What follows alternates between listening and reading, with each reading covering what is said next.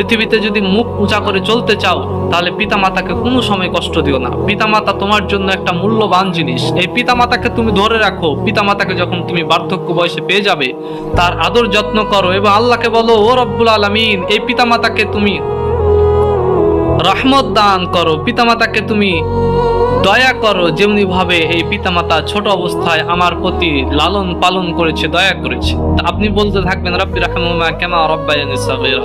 এই পিতামাতা প্রত্যেকটি সন্তানের জন্য অমূল্য রত্ন। হায় রে, আপনার পিতামাতা যদি না থাকতো হয়তোবা আপনি টের পাচ্ছেন না, কিন্তু যাদের কাছে পিতামাতা চলে গিয়েছে এই মূল্যটা, এই রত্ন যাদের কাছে নাই, যারা হারিয়ে দিয়েছে, তাদের পাশে বসুন, তাদের কথাবার্তা শুনুন, তাদের বিষয়গুলো শেয়ার করুন, দেখেন তাদের জীবন চলাফেরা করতে কতটা কষ্ট।